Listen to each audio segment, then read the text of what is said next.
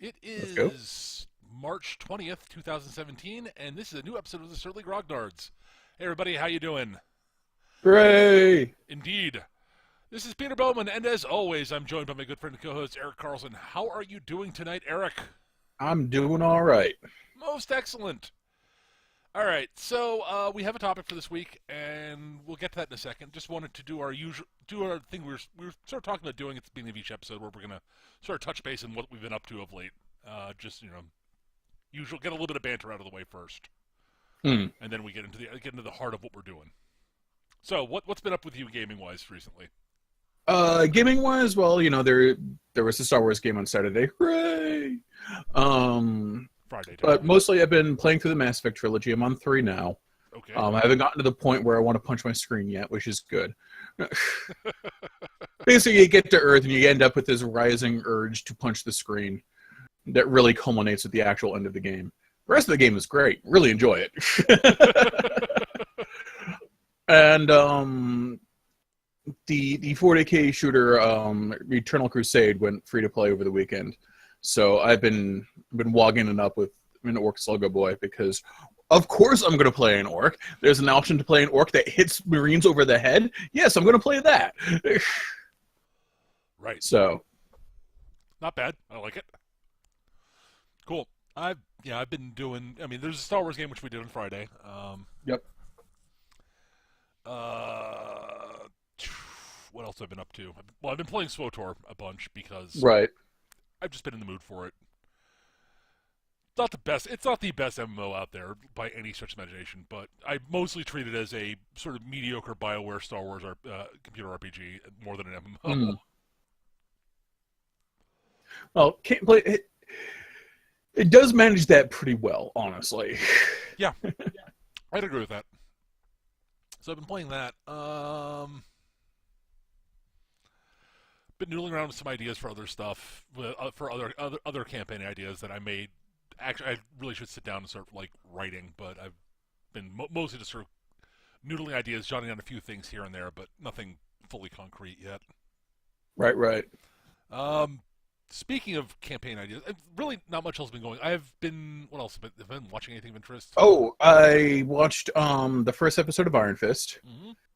Mm-hmm. And Danny Rand is that pseudo hippie frat dude bro that you really just want to shove in a blender. Oh dear. Yeah, I was he's the guy that like comes back from like a week long vacation in Nepal, and he's like, "Yeah, man, I'm so enlightened now. Like, you really need to eat more kale. It like totally cleans out your system." I'm like, "Oh my god, you're like a scruffy version of Gwyneth Paltrow without, being Gwyneth Paltrow." oh dear.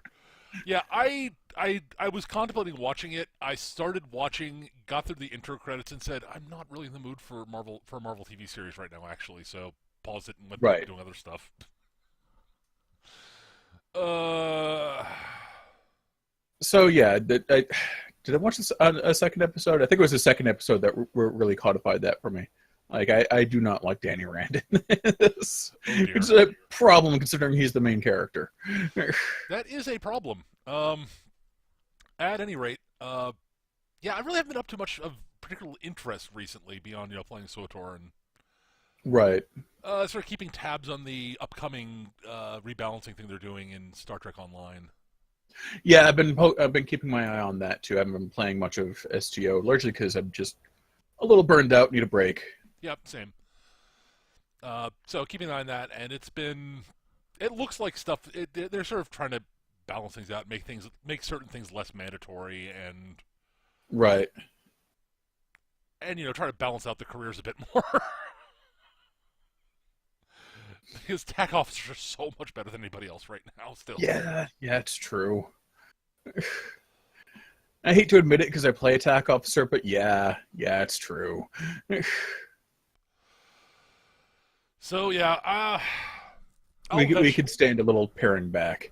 yeah, I'll eventually get around to watching. But I will eventually get around to watching Iron Fist, if only just because. Right. At any rate, our plan for this Oh, evening. and Games Workshop hates me and wants to steal my wallet.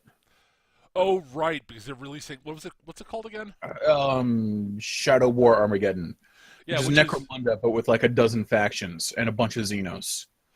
yeah. So, one of which is orcs who come in the box. So, yeah. Fuck you, Games Workshop. How dare you make things I like? Just when I got over you. Oh God.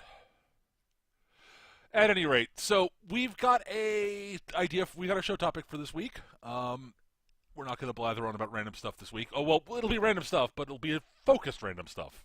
Well, we'll try to make it focused random stuff. So, one of our viewers, let me double check who that was. I think it was Darth Elmo. It was Darth Elmo.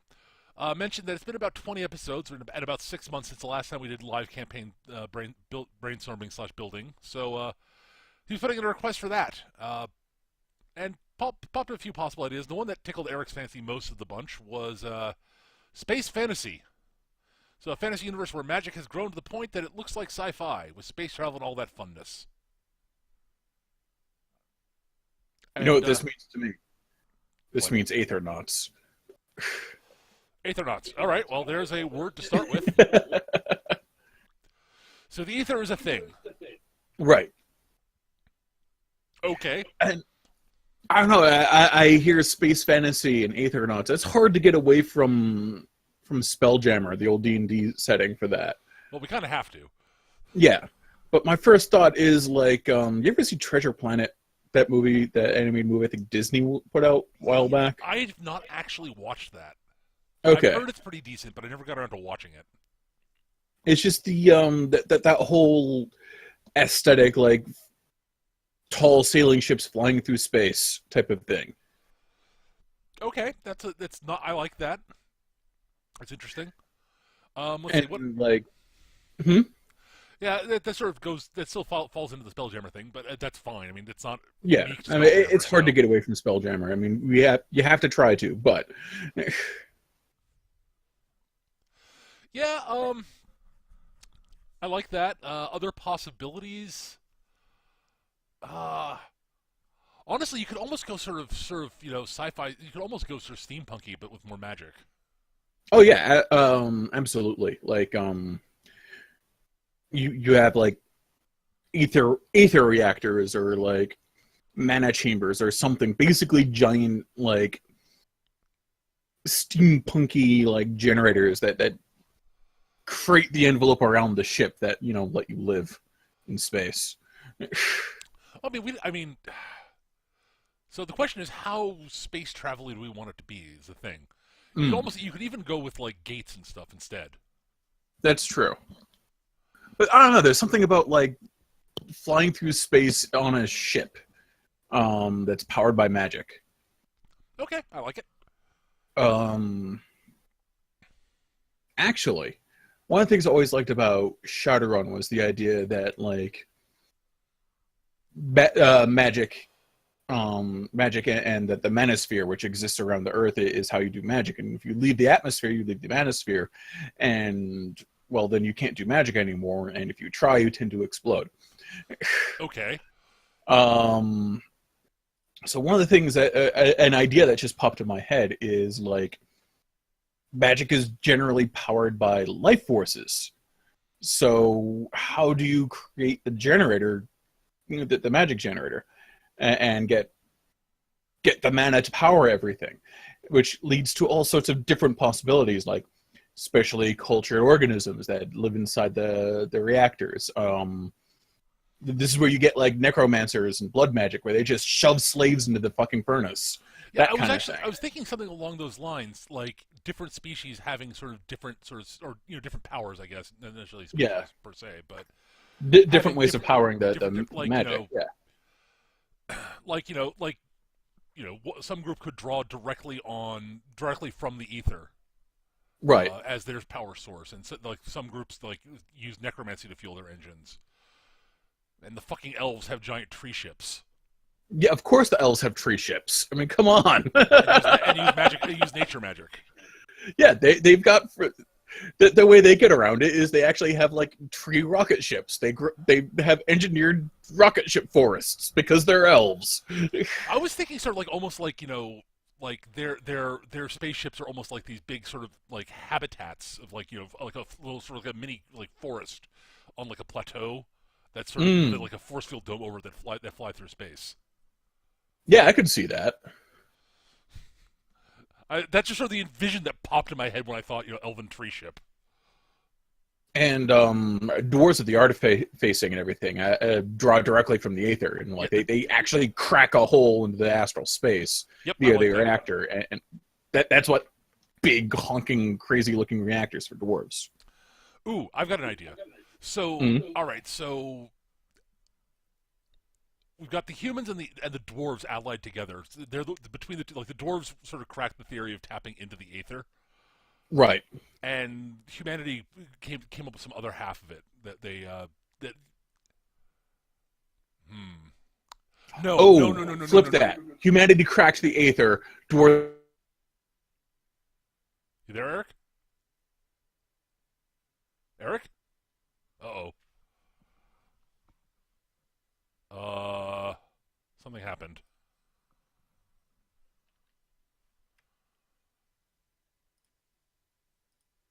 Oh, fuck! Discord went down. Shit. Hang on a second.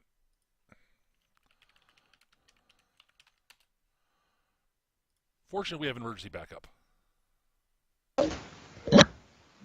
Fortunately, we have emergency backup. Yes, it's like wow, that was unexpected. I went on for a good like 30 seconds before I realized you weren't talking back. Yeah, hang on. I need to adjust audio levels here. No problem. Need to dial you back a little bit. Try talking again. I am talking words. That's better. Words. Yeah, sorry about that. Discord's been having server issues today. Yeah, that was exceedingly unexpected. I didn't even launch it till just now. So we will So we'll continue on in our backup of Skype. Thank God. So yes. What you're saying there, sorry. So like I was saying, reverse what you just said. We have humans crack the astral plane and fonts of mana, and dwarves figure out how to harness it with their reactors. Right. That was sort of what I was thinking. It was a coalition between the two. Right. Okay. But yeah, reverse. Yeah, I like the idea of reversing it. Because I was like, wait, no, the dwarves are the engineers. Right. I think we had the same idea at the exact same time. Exactly. I was like, as I was saying it, I reversed it in my head as I was saying. I'm like, wait, no, and then you got it you got there first. But yeah. Right. Yeah, I really like that actually. Well, at least a group of dwarves and inhumans do that way. Because Yeah. I suspect they're like there are human necromancers who came up with the. Oh yeah. Throw people into furnaces type of deal. Not usually throw people into furnaces, but they draw on necromantic magic in various ways. Like some of them probably do throw people into furnaces. Right. Like a whole there's- blood magic cabal and slave trade where you just buy people to throw into furnaces. Like Right. really like dark side stuff, and that gives you, hey, that's a great reason to fight the slave trade, guys. All right, so we have the elves with their nature magic powered colonies. Right. They're flying colonies almost. Makes them really bad at space warfare. Not necessarily. Yeah, I guess. I mean, they got a lot of bodies. Well, they've got so instead of the usual sort of lots of nimble sort of small things that the elves have, instead they're built around giant sort of space fortresses that are armed with with huge amounts of magical weaponry and such. Right. But the elves are good. I mean, as usual, the elves are good at magic. They especially Right. and it's really hard to do anything to an elven tree ship because it's just so fucking huge. Which is why the preferred method of taking them is boarding them. Right. Well, here's the thing. The other thing I sort of thought I've had is part of the reason the elves are sort of moved onto these colony ships is maybe their homeworld's been actually like destroyed. Mm. So We're getting to 40K here with the Eldar. well, yeah, a little bit, but it's sort of they're sort of yeah, you're right there is that, but it's also sort of a trope that you see in a lot of science fiction, also just in general. Yeah, Of, yeah. some elder race who's lost their home world. Um, And now they're space gypsies. yeah, well, yeah, basically. Well, they're yes, sort of. Like they had their sort of their tree tree ships, which they used to basically ooh, okay, so they had it. The elves had an empire, Mm. and the tree ships were their sort of their ways to move between colonies and such, or to go out and find new colonies and the like. And you know what? I think actually the elves. Here's an idea I've actually just had. So the elves do have smaller ships, but they don't have their own sort of biomes on them to drive them. They draw power from the tree ships, so they can't operate too far away from a tree ship. Mm. Like scouts. Right. So they have like fast maneuverable stuff but they really can't operate too far away from their own logistics. Mm. So a lot of the way the elves operate is they've got these big giant colony ships that move around through space with a lot of smaller support ships that can't operate long distance from their home base. I like that. Yeah, that makes sense. I like that because suddenly you've got like elven scouting skiffs. There must be a fortress forest somewhere, type Right. of thing. Exactly. And so yeah, the elves are looking and so some sort of big. It's not just that they've lost their empire, and it started with some sort of catastrophe on their homeworld.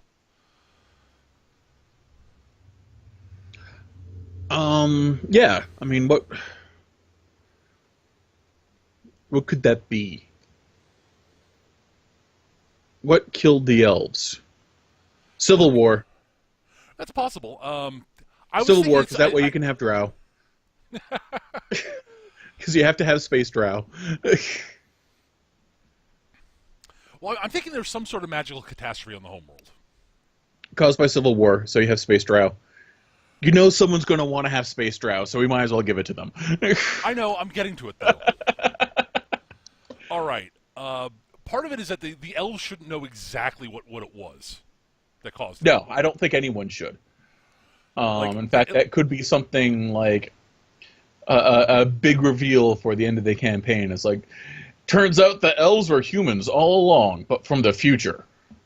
Or something equally stupid. Well, what I'm thinking is there's the definite sort of thing that caused the end thing that blew up the planet was some sort of massive ethereal rift that just tore the planet to pieces.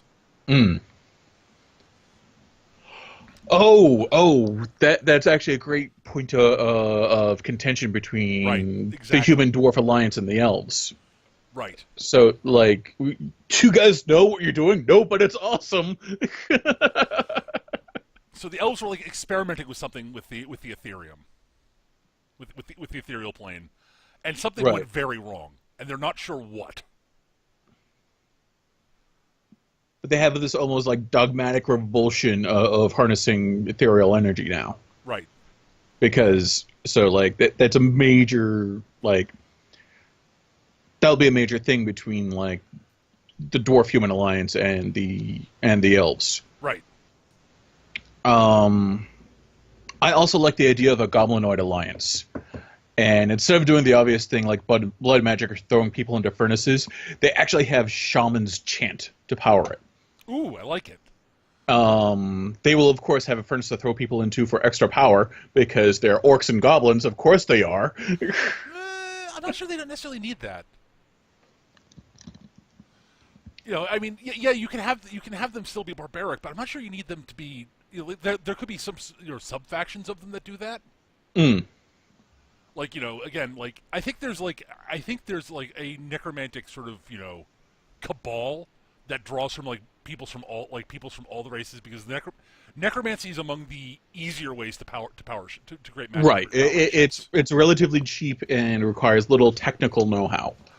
Like it's like an extension. It's like a dark extension of the way the elves power their ships by drawing on life energy. Except that instead of Yeah, it's just that you're getting a quick burst of energy. Ooh, so yeah, the necromantic raiding fleets are really terrifying because they are lightning quick and tough as nails because they are getting all of this sudden burst of energy right, by throwing people into the furnaces. yeah, So you exactly. end That's up, great. yeah, yeah. So they're like real like spooky boogeymen out there I like it. I because like it. they come in like a goddamn fucking lightning bolt hammer out of the void and just scoop up anyone that doesn't run away, kill anyone that resists, and then fuck off back to wherever they're from. Yeah, I like that. And the big thing, so like the Orc and Goblinoid alliance, their power is again sort of basically like life energy again, but it's them channeling their own, like a group of them Right. voluntarily sort of channeling their through chanting and their native life force, powering it with Yeah. and so none of them are actually risking themselves to none of them are risking they don't sacrifice their lives because they don't need to.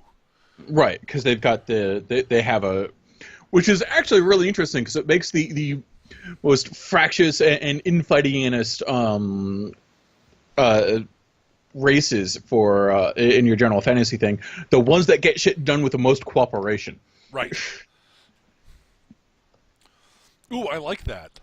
Yeah. So it's like unlike the traditional the orcs, like the orcs, the goblinoids, the orcs and goblins are by nature very sort of argumentative and fractious, but they've had to, in order to maintain to actually develop into what they are, had to enforce some sort of discipline on themselves and be able to work together. Right. Yeah, So I'm seeing like a priest caste of like hobgoblins that actually run the ships and are like the shaman engineers that do the chanting. yeah, I like that. And this is sort of trickled into other aspects of their society. So there's a lot of it's regimented and very hierarchical. Mm. I'm seeing sort of an actual functional version of the Sith Empire from SWOTOR, Okay. where there's like you will obey unless you're badass enough to resist, in which case you are duty bound to challenge my authority. Okay. Yep. Yeah, that works. So it's sort of almost like it's like it's a hierarchical meritocracy almost. Yes. Or And like the way Klingon ships work in Star Trek. right. Yeah. Exactly. That was Because it like the whole like, oh, I don't like what you're doing. Well, fucking fight me for it. Okay then. and they've sort of and I another thought actually is especially on ships, uh, they actually have codified the duels to certain points that it doesn't end up in like in life taking. Constant mutiny. Well, a not constant mutiny, and also b they avoid actually killing each other on the ships, especially Right, because because that actually could lead to accidental like infusion of necromancy because they've got a big taboo against necromancy. right, yes. And the priests are verboten. Like they largely stay out of like leadership and whatchamacallit stuff, but it's bad luck to hit a priest. Oh yeah, I like that. Yes, it is taboo. It is taboo to strike a priest. Right. And that extends to not necessarily priests outside of Orc and Goblin Society, but anyone from outside striking a shaman gets every every goblinoid in the area to drop on them like savage fury. It's like you do not fuck with their shamans. It's how you go to war with them. Right, and they might even have sort of a lingering sort of we generally avoid screwing with other species like clergy. Yeah, particularly It's for the bad less form. cosmopolitan ones, because they're like, yeah, no, that dude's one of your priests. Yeah. Oh shit. Okay. Yeah. Okay. Sorry, dude.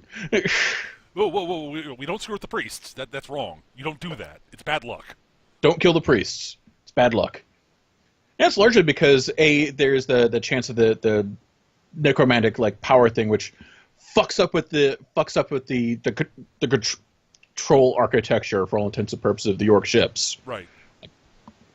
And Well, almost any of the orc technology too. I mean, I imagine yeah, like a lot of like anything that's driven by by like an engine type thing would requires requires at least a priest there to to channel energy into it. mm. Oh, something else I like. Um, so one of the primary like weapons is sort of like an aether rod or aether gauntlet or something that lets you channel magical energies. It's like Okay. a the orcs are particularly good at making these. Okay. Like the goblins are particularly good at making these. They just tend to be oversized and ugly as fuck. Like no sense of style. Okay. Sure. Well, of course, they're orcs. I mean, Right. But but the dwarves make really efficient ones. They don't have the punch of the orc ones, but they're really efficient. They can get a lot done with a lot less. they don't need as much mana, right? Right. And the elves are just they don't the elf ones like don't have the efficiency of the dwarven ones or the punch of the orc ones, but they just keep going. They actually have endurance going for them, which is another neat thing going. The idea that counters what you generally think of for a particular race. Right. I like it. Okay, that's Like cool. like yeah, elf weapons just keep going. And that sort So of ties like back into sort of almost like the nature of their fortress ships. It's like right, yeah, slow and steady type of thing. Yeah, like a steady trickle as opposed to a giant fuck off cannon or really efficient use of what's available. but like if you give the elves enough time to to keep channeling mana, they can release they can Yeah, do they can really. get a big fat fucking Besorch cannon if you let them build But it it up. takes forever for them to actually Yeah, to power it up because because of the way they channel mana. yeah, they're much more about channeling it ambient energies as opposed to like focus channeling with the goblinoids or just ripping holes in space time like the dwarves and humans. I like it. That works. All right, so now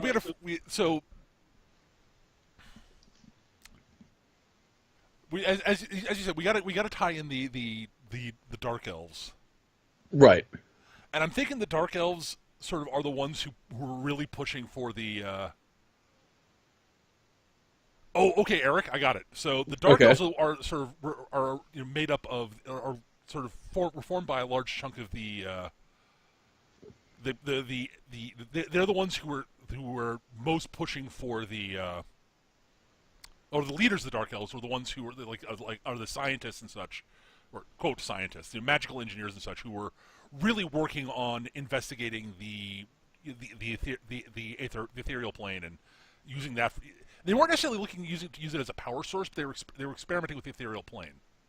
Mm. And during the catastrophe, there was a large number of elves who were on their homeworld who got most of the elves, all the elves who weren't on the colony ships basically got basically are assumed dead and gone. They aren't dead. They got sucked into the ethereal plane. Oh, yes. Yeah. And when they come through, they're riding for in like bizarre ether beasts. And well, they've got all this sort of they've been and like they've been changed because they've been exposed directly to the ethereal plane. Right. And they're bitter at the other elves because they didn't get all the resources their leadership bitter at the other elves because they didn't get all the resources they needed to do what they were doing safely. Right. Or at least that's what again they And think that's yeah, no, what they caused it. totally blame them for their fall and their change and how dare they stand in the way of us and our vision and we will now and yeah, so there's that yeah, they're angry and bitter at the other elves because of course they are. And that's one of the reasons why the elves are so terrified of human and dwarf engines, because it's been known for the ether elves to jump out of the engines and use them as points for attack. Well, Like only the really big ones when containment really fails, but like it's happened like twice in an elven lifetime, which is like 1,000 years. So they're like really freaked out by it. Well, it's like you like or it actually I think not necessarily that it's like they see like the human and dwarven ships using like using their aether drives and such, and it has the same signature as the rents in in space into the aether that are open Right. when the aether elves come out. Mm. So it's like, oh fuck, there's something the humans and dwarves are doing something similar, and that could lead to opening rents that the aether elves could use easily. Without And like, come and get us, which we hate. never mind the fact that the humans and dwarves are obviously messing with things they don't understand. We Right. experimented with those centuries ago, and it caused the destruction of our homeworld. You people should know better. Listen to us. We know what we're talking about. We've been around longer than you. To which the dwarves go, "No, you haven't." Oh, did I lose you again? No, I still hear you. You're a little bit roboty, but you're there. No, you are really roboty. Okay. There's like 7 of you. Weird. Okay, let's stop the call and restart it. Hang on 1 second. All right.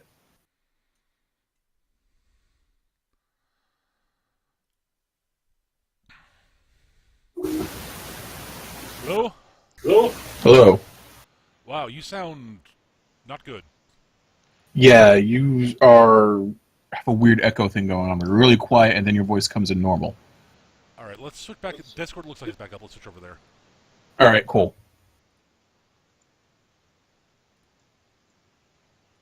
All right, can you hear me, Eric? Yes. Oh, you know what I bet? Discord came came back back up. That was the problem. Okay. We're getting both Discord and Skype there simultaneously. Oops. Oh my God! Sorry for the audio issues, folks. Today it's We haven't been too bright today. okay. Anyways, we were saying. All right, so we've got all that. So that's where the Dark Elves are. That's why the Dark Elves. We got that, and all right. So now we need. So we've got also these major powers, right? Right.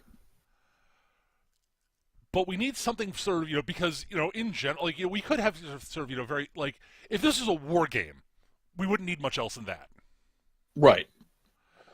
We'd have Aether Elves, the necromantic pirates, who are made up of like made up of basically everybody. Yeah. Like they're dwarves, they're humans, there are elves, there are orcs and goblins, who all of whom have been seduced by the power of the ease and obvious sort of raw power of necromancy. Right. Because, well, yeah, it's easy raw power. Right. So the next step is like let's figure out some worlds here. Well, yeah, the question is, do we want to? I mean, how easy do we want to make it for the players to develop a sort of multi-factional party, or do we want to really have it focused on like you're either mostly elves or mostly humans and dwarves or mostly orcs or what have you? I am always in favor of more party variety. Yep, I'm too in general. Because as I said, if this is a tabletop war game, we wouldn't need to go any further. Right. With that. So I'm thinking that there is a sort of big ass freeholds and free space. Right. Places where there's almost like sort of almost a that where members of all the species have come together and have basically decided that they disagree with their. Oh, okay. Here's the thing. So all those major powers, we should just at least sort of how they're like we've established how the orcs and goblins run their things, right? Right. Because the politically they're run, but the priest casts run things. Right. And it's as we said, very hierarchical. So we got that. How are the elves run? And basically, so we should come up with the way the various governments are set up, so that we can have a sort of centralized sort of place where the people who don't fit in there, have formed their own government and sort of a Babylon 5 / Blue Heaven / right. DS. Ooh, actually, I like the idea of sort of almost like a Babylon 5-ish sort of thing. Yeah. So like the elves, like just much as the elves find are don't like how the dwarves and humans use the aether. They acknowledge that they're not like actively they're not trying to be harmful. Right. But so everyone's agreed that they need to find some way to solve their political differences. So they've established a sort of a sanctuary planet. No, I don't like a planet. I want it. I want like a series of asteroids and planetoids that are or like a particularly like almost like continent sized like elven like fortress forest. Okay, no, that works. I like it. I like that actually. Because the problem with the planet is like first you have to find one to kick off whoever's on there for this, assuming there aren't any other like species. And I see the elves having lots of problems with disturbing natural ecosystems. Absolutely. Because it's pretty much how they power everything. Ooh, okay, Eric, I've got it. Okay. So the seat of the sort of their sort of interstellar sort of UN type thing, right, is a truly massive. The elves attempted building a truly massive sort of tree ship, but they could not. It was too big, so they couldn't actually power it to actually make it particularly mobile. It was like right. So they had to turn so it was built in sort of a coalition between the elves, the orcs, the goblinoids, and the humans and dwarves, using all their different sort of styles of generating mana to power technology together to create something that's actually habitable. Like they couldn't. Yeah. Okay. The sheer amount of magical power needed just was not like the sort of they needed the quick influx of like, oh, okay, I've got it. So the rituals that the elves needed to sort of fuel the tree stuff, they just they didn't have any rituals that could get it going quickly enough to actually make it function. Right. Make it function, or even they couldn't get the critical mass of a reaction kind of deal. So they needed the raw power of the way the orcs and goblins generate their mana. So you got got a huge group of hobgoblin priests together to do a power ritual that they funneled through a dwarven power engine thing to kickstart the whole ritual to get the trees going. Ooh, yeah. And you need a presence of all of them because it's not self-sustaining. They need to kick it off every period of time. Right. So they and like so it's like technically speaking, the humans and dwarves wouldn't they need the dwarves and the humans there to maintain the power converters. Right. Because they're not willing to share those secrets. Well, of course not. That's how they do things. That's a state secret, dude. Right. And so there's a big city in the middle of the thing, which is the sort of the seat of the council. Yeah, okay. I can see that. And like this whole like sort of very cosmopolitan like sort of trade city has evolved around this while they try to keep this thing. Well, you have members of a high council of every race trying to keep something resembling unity against the raiders. Yeah, against both types of raiders. Both types of raiders. Yeah. And of course, there's space pirates out there because of course there's space. Of course, there are space pirates for every race because of course there are. Yeah. Although the idea of given the elven technology, their raiders their pirates are weird. Yeah. They probably like establish a base on like some asteroid or planetoid and then just raid from there. Yep. Or maybe just use a captured like. dwarven engine and have like, I don't know, slaves or allies maintain it. Well, I mean, Hirelings kind of deal. again, it's always they're going to be bringing stuff to. They'll be, they're pirates. They'll nick and steal whatever they can. Yeah. Actually, I really like the idea of like pirates being as ooh. There's this constant confusion between raiders and pirates, because raiders are just as multicultural because they run their ships in all the different ways. Right. Yeah, I like that. Yes. So, like, was this a raider attack or a pirate attack? I was like, no, it was the necromancy. It's like, Yeah. like until you actually see, if like you just see the boarding parties and such or the individuals, you would have no idea unless you actually see the ships proper. Right. Or unless you recognize like whatever colors they're flying, or right. Or they start offing people right there to power their gauntlets.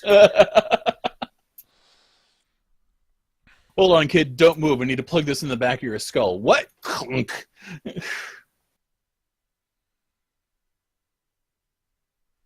All right. So that I like that. All right. So we've got sort of a general sort of big sort of we've got it sort of established. So what are we going to call the giant the giant thing, the giant sort of seat of the council? That's a really good question. Probably something pompous and elvish sounding, because it was their idea. But the official name is something pompy and elvish sounding, but everyone else just calls it Free Rock. Okay, I like Free Rock. That's good. Because it's a rock with a city and some forests on it. It just floats out in space. People live on. So everyone just calls it Free Rock. Where technically there is like established powers and whatnot, but yeah, it's pretty much anything goes. Trade whatever you like. That kind of deal. Like there are very few things that are actually verboten. Like right. Necromancy is like everyone agrees no. Yeah, everyone agrees no necromancy. Doesn't mean it doesn't happen. As a way of stifling necromancy, the slave trade is forbidden. Right. But it's not like that doesn't happen. Yeah, it's like it's like Shanghai or Hong Kong or Tortuga or any other like major pirate haven. Like giant free world, like all sorts of trade happens there for whatever reasons. Yeah, I like it. All right, this is good. All right, and everybody has there are a bunch of worlds just sort of scattered. Like everyone except the elves have actual like the elves probably still do have some planets and some colonies. Yeah, they probably have some smattering of colonies that are the remnants that are like the remnants of what their empire was. Right, or their attempts at creating new colonies that are of, at best, middling successes because the Aether Elves keep on hitting them. And also, the fact that they're as we mentioned, like they're so persnickety about making sure they don't want to call if there's like any chance that they could disrupt the natural ecosystem really disrupt the natural ecosystem on a planet they're trying to colonize. Right. Especially if there's anything resembling like intelligent life. Yeah. Yeah, because they're like, nope, that elephant looks suspiciously good at using tools. We should leave, or stay on the other continent where they don't live. Ooh. So here's a question: Do we have any other races out there that are sort of that are sort of less important, but like the elves? I can envision the elves having some client species almost. Right. So like halflings would totally be a client species. Sure. Yeah, like some vaguely face stuff. Maybe. Yeah. Gnomes, I guess. Sure. Red cap shock troopers. No. The red caps have been discovered by the Aether Elves. Yes. So we still get red cap shock troopers. Yes, I like the idea of red cap shock troopers, but they're entirely sort of Hanging out with the Aether Elves. Yeah, it's probably actually an alliance. who are The totally red not caps the are unseelie. so impulsive. And, because the Aether Elves are totally not the unseelie. No, not at all. No, not in the least bit. And their raids don't at all resemble like The Wild Hunt. nightmare head trips. Right. Oh God, yes. This is good. This is good. Yeah. So, oh geez, yeah. So like, yeah, Aether Elf raids are terrifying because it's not just the Aether Elves and their red cap shock troopers, but all sorts of just like reality itself tends to like shudder and break when they come through. Right, because they're drawing so heavily on the power of the Right. hero. It's raw, undiluted aether, like just bleeding into reality. These guys are starting to sound a lot like Chaos Marines. Kinda, except they're elves. Except not wearing power armor or like being really hung up about that one corpse sitting in a chair back on Earth. No, here's the other thing. They still worship. They're still devout followers of the elven gods. Yes. Yeah. Like to the point where they probably actually have like physically met them. Because of their unique situation. I It's like like, it. whoops. Yeah, no, the gods are real. Dude, I just had lunch with him. But they've all been sort of driven. They're all been slightly driven mad by dwelling in the ethereal plane. So Yes. they don't fully. So they may not. They might not fully. Like their understanding of what the gods have asked them of, sort of have said, might not be accurate, or it might be. Who knows? Well, they are gods. They tend to be weird. Well, there's that too. Yes. But it's not being Actually, I helped. really like the idea of the gods giving them like almost nonsensical and bizarre instructions because the gods aren't very good at communicating with mortals. So it's like, bring us the sandwich of peace. You want a piece of a sandwich? Steal all the sandwiches. Here's the thing. I like the idea that the ethereal elves, despite all this horror and awfulness, what they're doing is they're driven to they're part of what their belief is. They're trying to save the universe, like all the other sentient species. Like, I also like the idea like their raids are completely like random and insane. Like they need to steal all your spoons, and they will kill you for your spoons. Sometimes. Yeah. Like that. Sometimes they steal your spoons. Sometimes they steal your firstborn children. Sometimes they flay everyone alive and then make very silly hats out of their skin. Here's the other thing. I just had a thought. Whenever they show up, in their more lucid moments, when you encounter them, they talk about the sort of an oncoming storm that is actually a big threat to everybody that they're fighting against, and that nobody understands what they're doing. Right. Yeah, I like that. And that big I don't understand. We're trying to save the universe. right, and and occasionally they have random sort of big sort of they'll occasionally randomly wipe out like a necromantic stronghold, Right. that may or may not be tied to it, and maybe it's the necromancy, maybe it's not.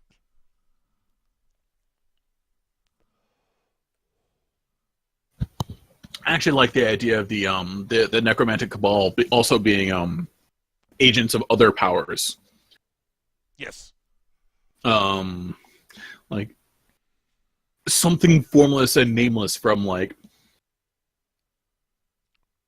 the lurk, something formless and nameless and malevolent. Like I want great old ones to be in charge of. You got the great old ones. They're great. Yeah, and they're in charge of the necromantic cabal. Like, and ooh. The actual deep secret leaders of the necromancers, the necromantic cabal, are beholders. Ooh, yes, beholders, perfect. Yes, and they're not from the Ethereum. They're from somewhere else. Yeah, they're not from the Ethereum. They're not from the prime material plane. They're from elsewhere. And they draw their magic from the ethereal plane also, but they naturally can do it. Yeah. And they can't teach this to the monkeys who work under them. But they know necromancy. Yes. And that they can teach. Yes. Ooh, I like that. And Yeah, and like almost nobody beholders knows they are, exist. and beholders are like this total like boogeyman. It's like beholders aren't real. No, totally, man. I saw one once when raiders came by, like sort of floating there, glaring at everything. Looked at someone charged and he just turned to stone. Yes, I like that. Ooh, that's good. Yeah, just these terrifying boogeyman that is persistent enough to make people go, maybe it's real, but it's probably not. Do we want any other sort of the outsiders that traditionally show up in like most fantasy games in there too?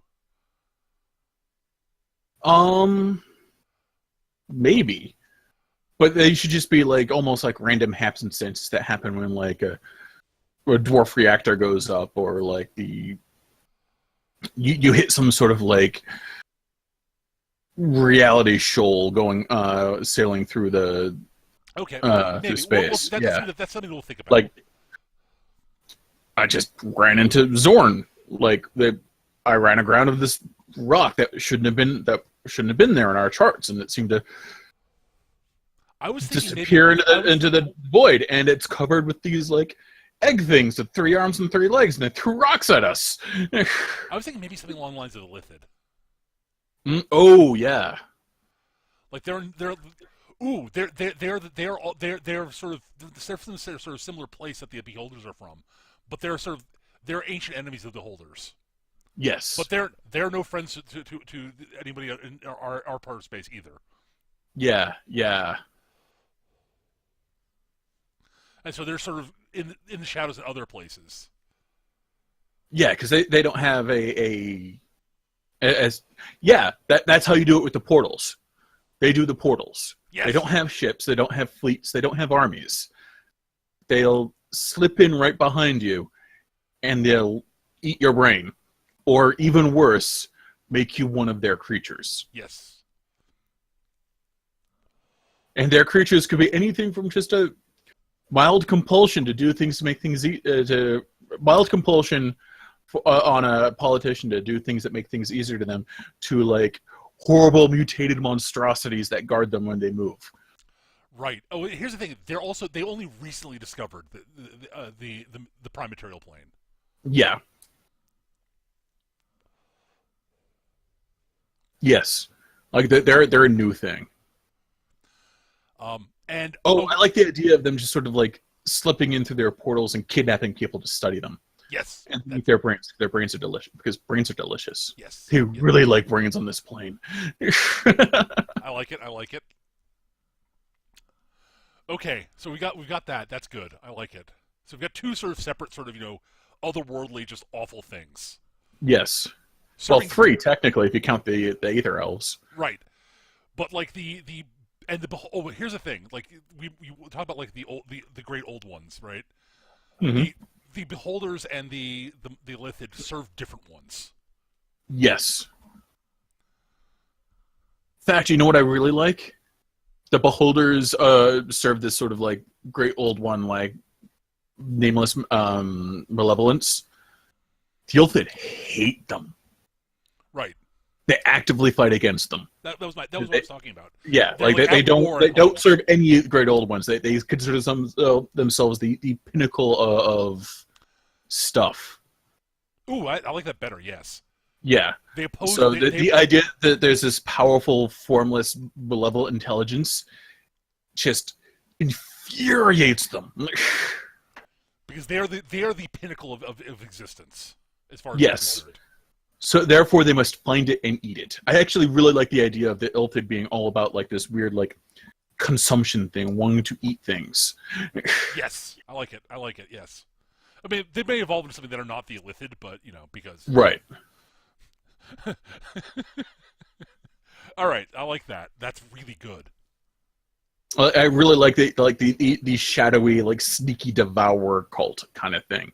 Like we will like slowly take over your colony and influence all of your followers for the express purpose of being able to eat your babies when you sacrifice them to us. Right. Okay, yeah, I like that. I like that. This is getting really dark side, by the Sure, I mean, way. Which is fine by me. oh, I mean, well, you need this sort of stuff for it's a good source of it's the stuff that's unifying the peoples of the prime material. Right. No, exactly. Okay, let's see. What else do we need? Hmm.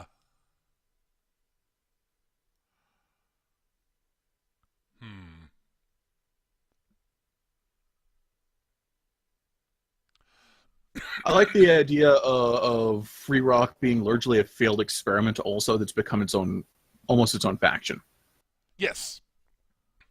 So like you have the other ones that aren't friendly with each other, but they will unite against these other factions we've described. Right, and Free Rock is like the council of Free Rock has become its own sort of political body, and they're Right. all like they're actually become exasperated with their own peoples. Yes. Because they keep arguing and fighting amongst each other, despite that there's this clear and present danger in the ethereal elves and the necromancers. Yep. Yeah, and it's like, no, you guys are idiots. Fine, we break ties with you. Free Rock is now actually free. I mean, we'll trade with you. And despite it not having much of a military, it's got a huge amount of economic influence because everyone comes there to trade. Because they're not going to, they won't and really can't close off, as a trade hub, because otherwise they can't survive on their own entirely. Right. Well, they might have been able to, but they've since then incorporated enough of everybody else's tech and knowledge and whatnot that isolationism would lead to slow death and being picked apart by the various unpleasantness out there. Ooh, here's a thought. The one thing about Free Rock that no one knows is that because of the combination, like the combination of ways that they use magic and sort of, there's a naturally occurring sort of mana field to it that is somewhat inimical to both the Beholders and the Illithid. Mm. So they can't directly operate there themselves. Right. They have to a lot of agents and whatnot. Right. And neither of them know that yet. Right. No one knows that. It's sort of one of those big secrets that's sort of lurking in the background. Yeah. Yeah. Yeah, I really like the idea of like this whole shadow war between the Beholders and the Illithid happening in the streets of Freehold between their various like creatures and agents. Like whether it's a brain cooked and dominated spy for the Illithid, or just a power hungry raider for the Beholders. Right. Okay, this is good. But at one time, at some point, an Illithid tries to go there and just poofs out of existence, or not poofs out of existence, but finds his mana draining Yeah, like he can't maintain presence there. Like it's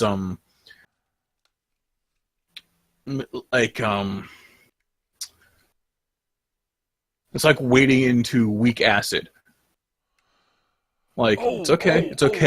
This is getting really unpleasant. Why I need to get out of here. Right, because his mana is being drained into it's actively being drained into the power systems of Free Rock. Yeah. Because of the way the Dwarven engines have been set up to draw power from the Orc rituals. Yep. Yeah, I like that. So they have to find other ways to influence it eventually. Well, the same thing, and Beholders are never deigned to set float on Free Rock. It's beneath them. Yeah.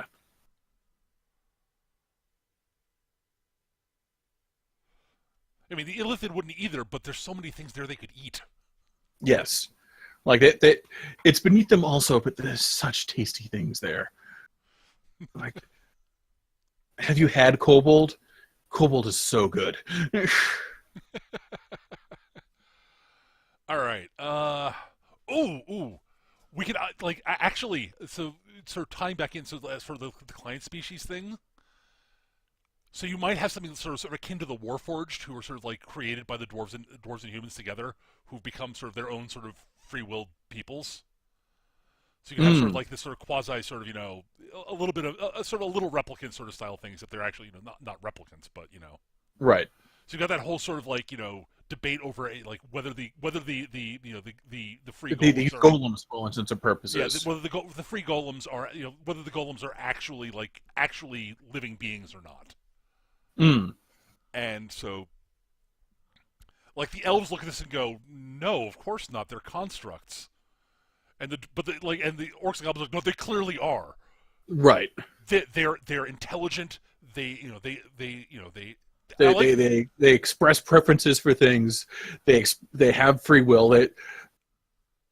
I would fight but with one by my side. Why won't you? and so the dwarves and humans are sitting going, uh, Guys, huh. our entire economy is built around turning these things out and exporting them to you. It is in our financial best interest to deny them rights. Well, that's what it is back home. But in Free Right. Rock, the human dwarf leaders are going, oh God, this is a thorny issue.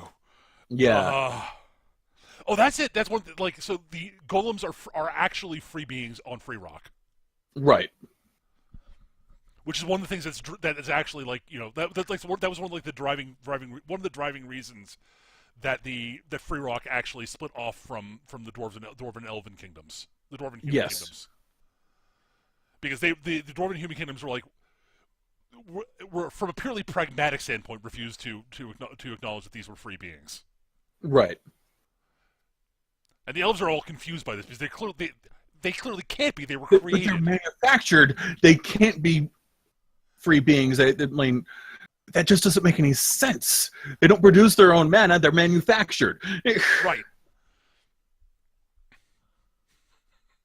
I like it. I like that. It's actually a major sticking point between the elves, the dwarves, and the goblinoids, because the goblinoids are like, clearly they are. I mean, if you want to enslave them, fine, just don't throw them into furnaces. I mean, unless they can fight you for it. If they can fight you for it, then you they can totally fight you. Have you seen you guys? They will kick your ass. Sure, I'd like to see you win an honor duel against one of those things. Yes. Good luck. I like it. Okay, well, yeah, that I like that a lot, actually.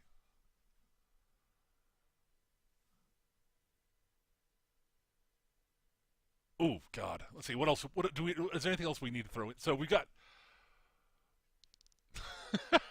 Yeah. So we have free willed golems. We have the goblinoid clans. We have the elven forest ships. We have the dwarf human alliance, and then we've got the secretly beholder run Necromantic raiders that pirates, feed people into their engines. We have the shadowy illithid manipulating things from the shadows, and we have the and insane then we Aether have elves, regular pirates. and the insane Aether elves also. Oh, and the mad Seemingly, aether elves. the Yes, seemingly insane Aether elves. yes. They may or may not actually be insane, or maybe they are insane, but they might also be right. Just because you're Just because paranoid, you're paranoid doesn't mean they're not out to get get you.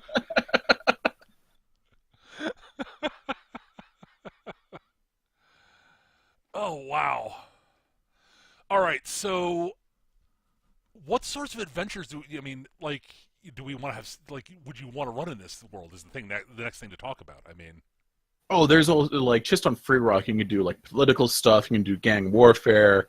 You can do like there's all sorts of shit you can do just on Free Rock. But my initial inclination is to do a group of free traders or privateers. so the Big air other quotes there. so the other thing so we got all that stuff. You can do military campaigns, obviously. Right. You got your classic sort of city based. Sort of you can do espionage themed campaigns, diplomatic themed campaigns, just sort of city based, sort of general city based Yep. adventuring. you've got pirate. The players can be pirates. All sorts of stuff. The one thing we're missing right now is exploration, which is another angle. There's got to be something out there to explore. Oh, sure, and that's where you can find some of the other like weirder D&D races, like tieflings or dragonborn, like Githyanki, or whatever else like weirder things that like. Of course, there's a bunch of exploration. We're in space, and we have magic. Well, yeah, I'm just saying that like if we can't do Captain Cook in space, then what's the point? But I mean, Except with less genocide. Well, yeah. Well, I mean, the thing is, like, you've got the elves are always looking for new places to colonize. Yes. So they might actually, I could actually easily see like the elves actually hiring people to go explore because their colonies, their tree ships are not fast. They're not good at they've got long range, but it takes a while to find something to see if it's possible to colonize. And it's such a major investment to go someplace, also. Right. Like heading out to someplace only to find it to be a dud is a huge, possibly like colony ship ending an investment. So they need to hire people to go out there, and because their scout skiffs don't have the range, that means you're hiding free traders and privateers. Right, exactly. Like it's like, oh god, like yeah, it's like they've got, and they have that sort of like, just like it sort of distaste for the fact that they don't really have a problem with hiring, like they would probably have less problem hiring a goblinoid crew, although I'm not sure they don't trust them fully because they're goblinoids. They wouldn't trust them fully because the problem with the goblinoid crew is that as soon as the captain's out of range and he decides he doesn't like the job, he's going to go do something else because he's in charge and he doesn't answer to your authority. You're not there to enforce it. So goblinoid crews so that's a problem there. And then with the dwarf and human ships, again, it's the whole distaste for the aether drives. Yeah, and I could even see them getting past that for the privateer crew. There's a lot of like political shit in the way of hiring someone from the Alliance, which is what I'm now calling the dwarf and human crews. I like that. Yeah, the dwarf. Yeah, the Alliance. Yeah. Yeah. So it's like there have been a couple wars and there's constant border skirmishes and all kinds of shit like that because. Of course there are. Dwarves are stubborn, elves are superior, and humans are just crazy. So humans are the ones who said, "Hey, what if we actually tried to tap into the ethereal plane as a power source?" And the elves are like, "Are you daft?" Well, we were yes. just exploring it to see. We were studying it carefully to see what it could and destroyed our homeworld. And you're rendering rents to draw power out of it? Are you mad? It works, doesn't it? Yeah, but it works. What happens if we make it bigger and turn it into a gun? In fact, I like the idea. That's where the whole like aether guns came from initially. It was like, hey, wow, this works. What happens if we make it into a gun? Everyone else, and the elves are like, what the hell is wrong with you? And everyone else is like, huh, what happens if we do turn it into a gun? What the hell's wrong with you people? It's like the humans come up with the concept, and the dwarves go, interesting idea. Let me see if I can engineer something up for that. Yeah.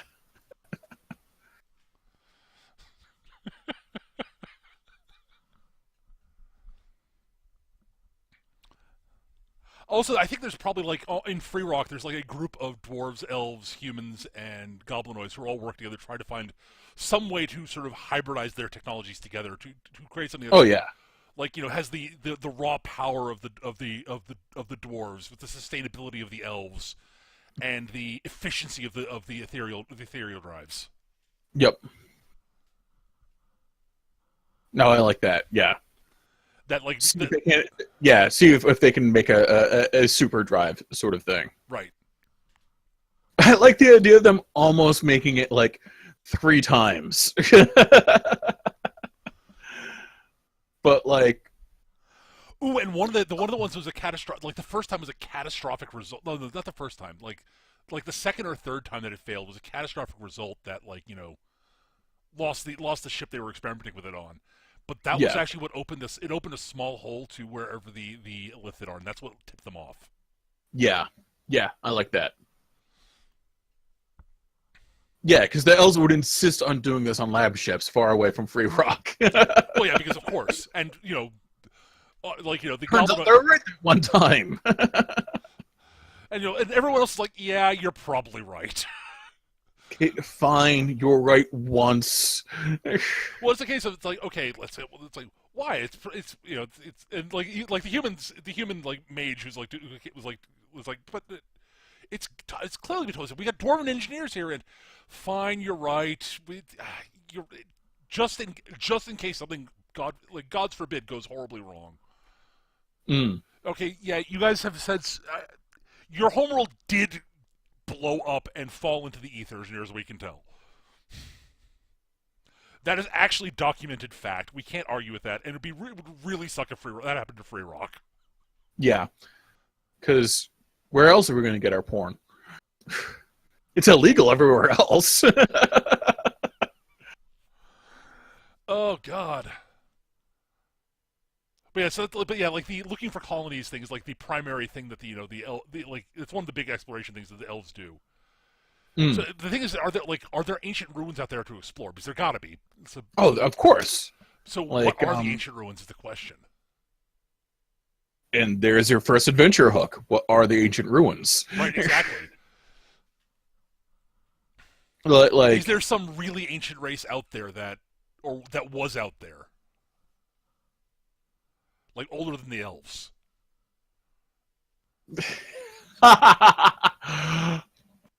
yes, they belong to the Illithid.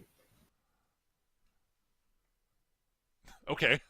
Just the idea is like, of course it belonged to the Illithid. They were here first before anyone else. They just forgot. Oh, I like that. Whatever they did and sent them to wherever they are, and they've forgot they've forgotten about the everywhere else for this long.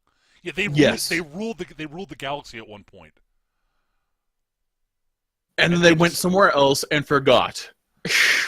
They went somewhere else and were driven mad by the other plane, by by other space.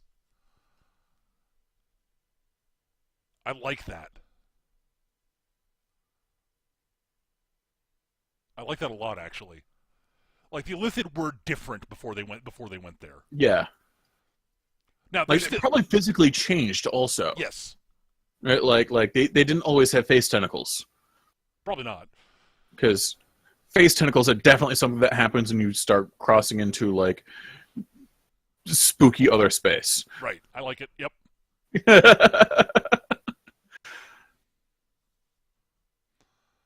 That's good. That's good.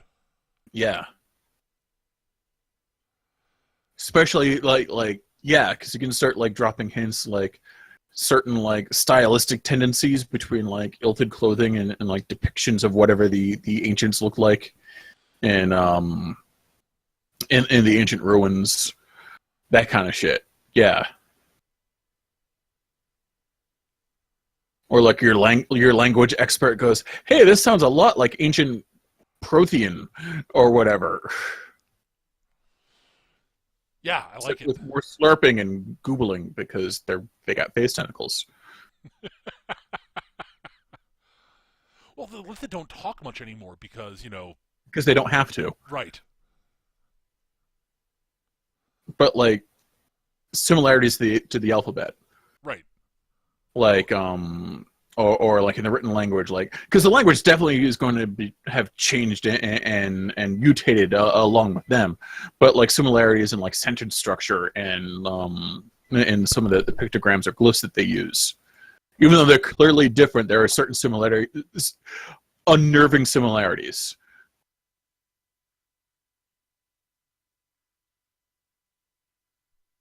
Yeah, I like that. I like that a lot. Like it shouldn't be obvious, and it should be something that you're like, really? Are we sure? This doesn't seem right, kind of thing. So yeah, for a long time you're just studying, like they're studying ruins of the ancients, and eventually you start seeing hints of the Illithid showing up. Right. And, like that's like, wait, they can't be the ancients be returning? What? Everything Yeah. we see indicates that the ancients just disappeared.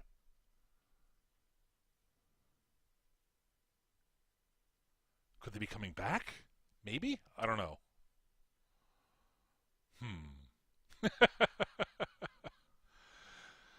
Okay, so so we got that, and like just like the discovery of like some ancient ruin could lead to like everyone else going okay, and like discovering something important there, like some bit Right. of ancient technology that's like really cool. Leads everybody going, we got to find more of this shit.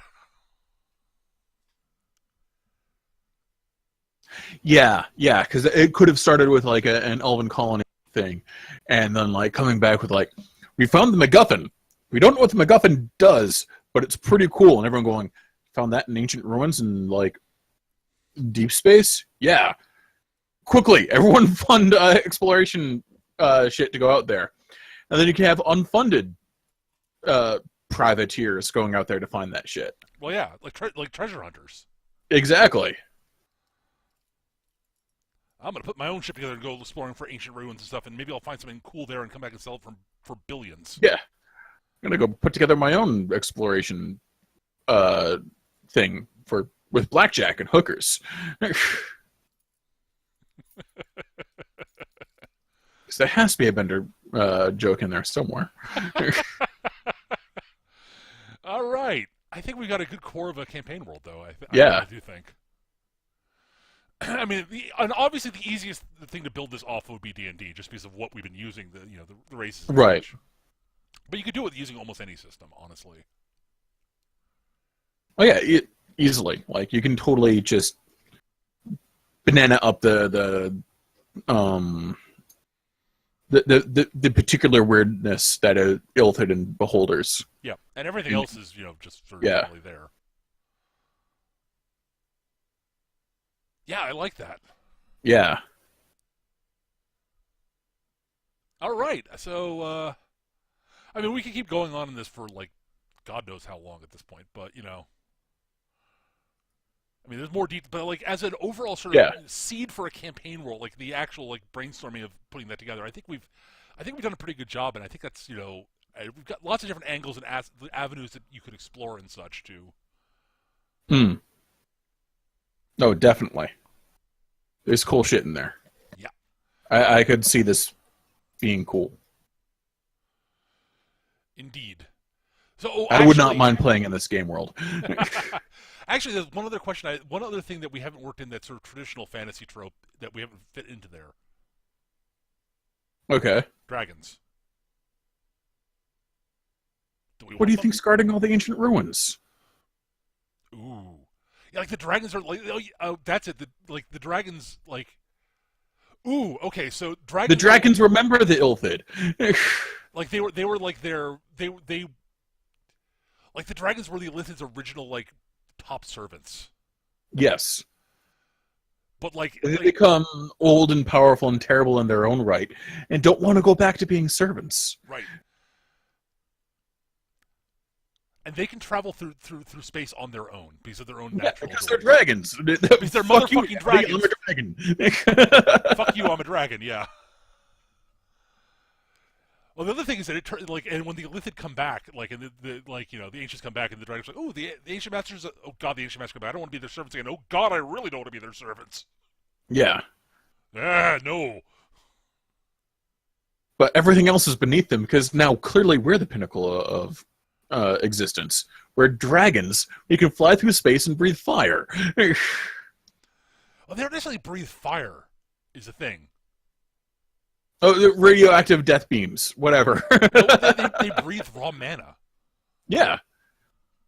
Oh, that's why they always hang out near the ancient ruins. Yes. Because they're actually thaumativores. They eat magic. Ooh, that's good. Yes. I mean, they'd like to eat meat every once in a while, because who doesn't?